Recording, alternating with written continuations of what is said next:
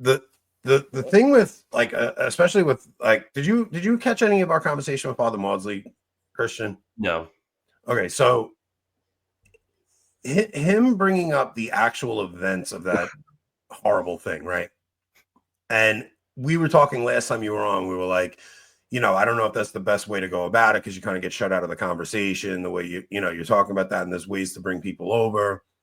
But the way he explained it was like, if this event he didn't say it like this. This is what I took from it.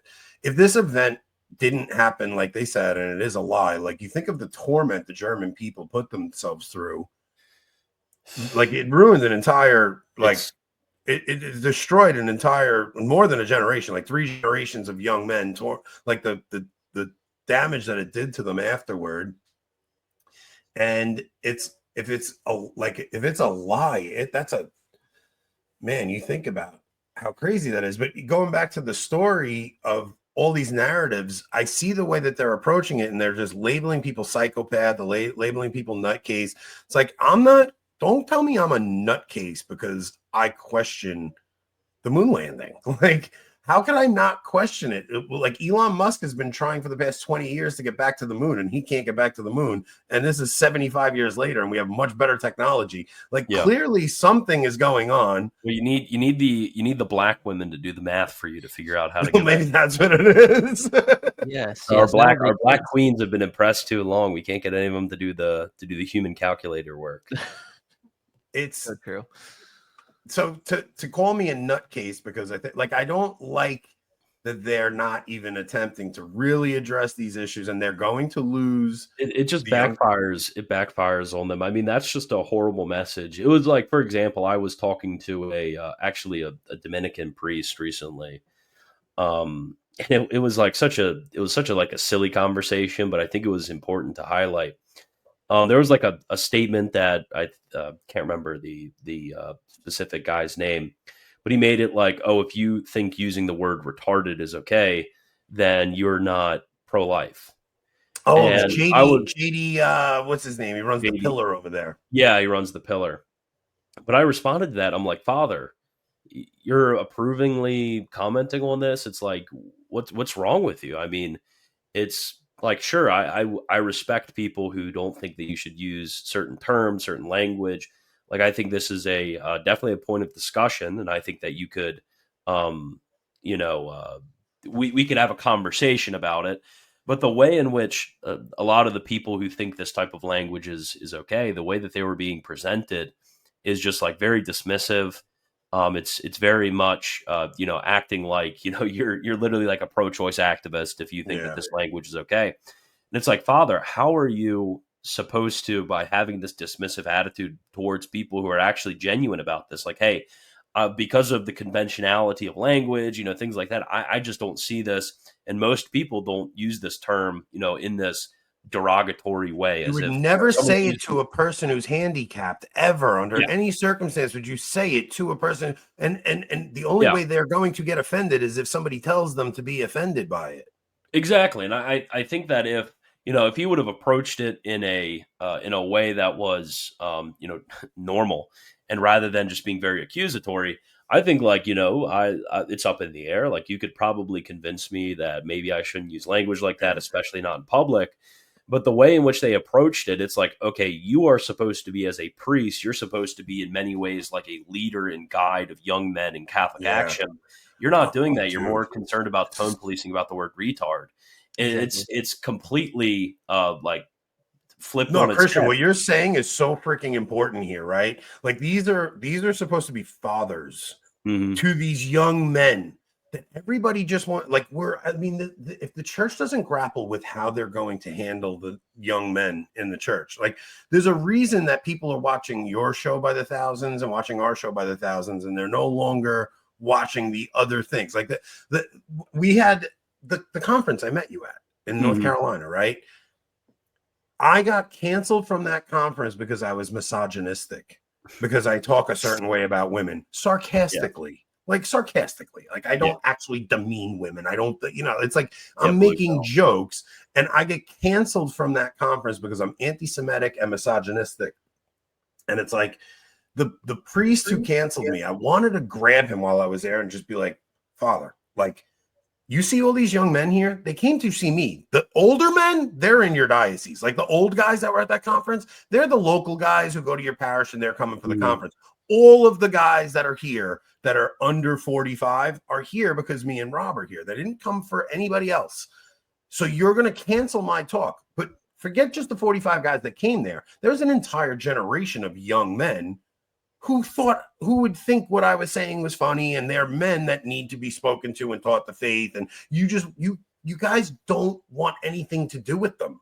Like you just want to write them off like you can't say the word. Like we are not in that time anymore. I was so tempted to respond to JD's tweet because JD has handicapped kids, and I wanted to say, JD's kids are lovely. Sadly, their father is retarded. Like I wanted to tweet that so bad, but I didn't because I didn't. Like I see he takes the issue extremely seriously. I'm sure he's a wonderful guy. Of course. I prefer to try to think better of people that don't like me, because I think that's important for my own sanity and my own sanctification. But really, if you want to discipline, and I do think there is a lot of leeway for discipline among the ways in which young men think. I think there's seriously problematic points. But if you're going to approach this in a way of dismissiveness, in just like assuming like, oh, you think this way, like you must be thinking this way in bad faith. In a lot of ways, no, I mean, we think this, and even if we're erring, it's erring in good faith. So like you ought to be, as a loving father, here to correct us. If you think what we're doing is so terrible, even like material sins dispose towards bad acts. So like you should be here to correct us. You should be zealous towards that. And, approaching it in this way is just absolutely all their talk of pastoral nonsense, right? Like if I was a homosexual, you would be a lot nicer to me. Yeah.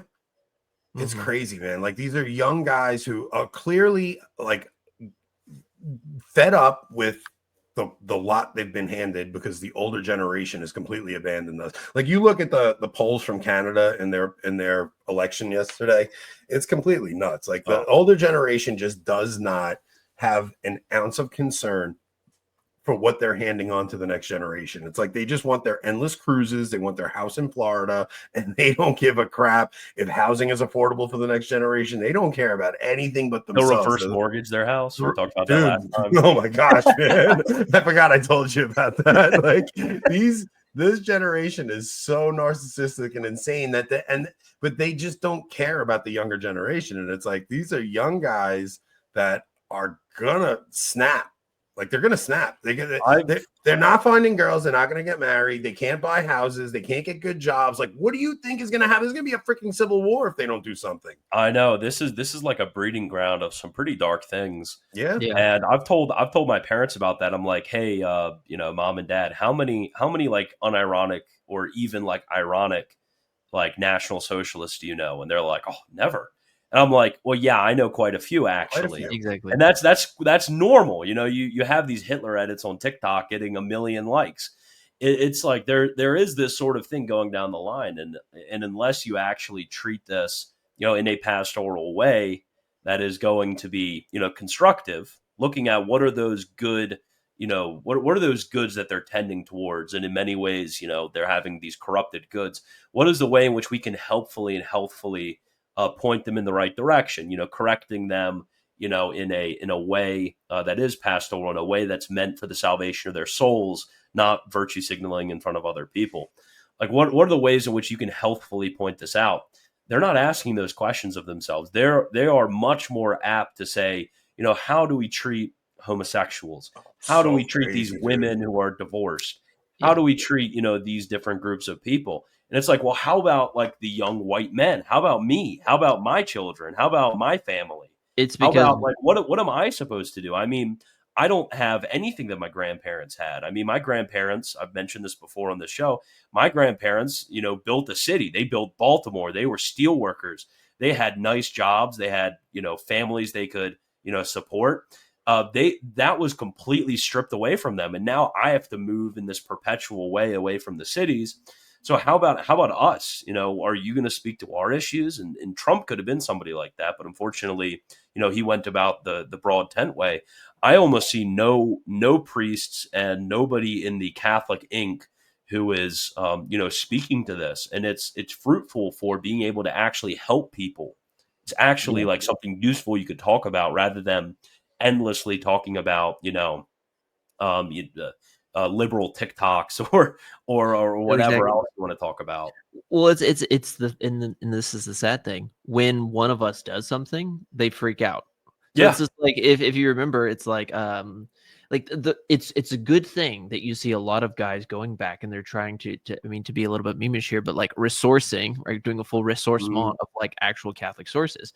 And you're seeing as a result of this, like I mean, you and I talked about it, all three of us actually talked about it, but like when Mr. Horn's video came out about, Catholic fundamentalism. It's like there were some justifying critiques in there, and then there was just a bunch of these like insane critiques that kind of went along with it. But it's ultimately because I think a lot of people in Catholic Inc. are more informed by secular media than like what we see online, where it's just organic people having conversations. Because think I about don't it. know if it's secular media. I really do think these guys are trapped to putting a very specific message because of donors. Like I No, really I do. agree. I It's a really combination. do. It's a combination of both. Surprised.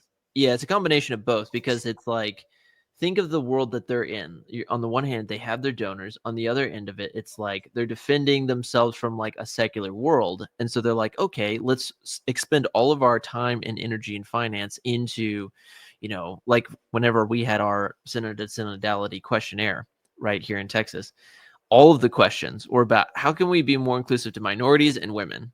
Yeah. That was It's it. like, And I was like, how about us? How about your people? yeah, But exactly. I It's think like, I how think about on the us? ground level, it really was like a lot of concern. I think like the people themselves were like, we're worried about our Latin mass, we're worried about our young people, but I think they just ignored all that stuff. but I mean, even just for, I mean, this is the insane thing. It's like America has got to the point where it's like its own founding stock are just like Yeah. these weird ostracized No, people. but you're right about like the synod specifically. It was like they made that synod making it like they wanted to listen to young people. They did not listen to young people whatsoever. They listened to the LGBT groups. They listened to they listened to the progressive messages from their age.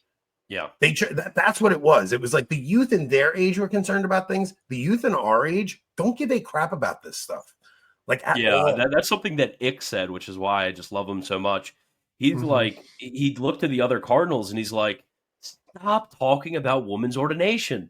Yeah. Nobody's cared about women's ordination for 70 years. This was like a 1960s discussion. Nobody in the church cares about this. They want to come here, they want to pray, they want to, learn. That's what they want. They don't care about women's ordination. They don't care It's about so all of these. crazy. What These do people. you guys talk? He's like looking at his fellow bishops. He's like, this is madness. Why are you guys bringing this up over and over again? This is just spiritually dead. This is not fruitful at all for people. Exactly. Yeah, they're gonna lose, dude. It's why so many young guys are going to Orthodoxy, man. It's like one of the saddest freaking things. Oh God, please, man, please let this freaking conclave do something of value. Like they are still talking about the revolution from the 60s.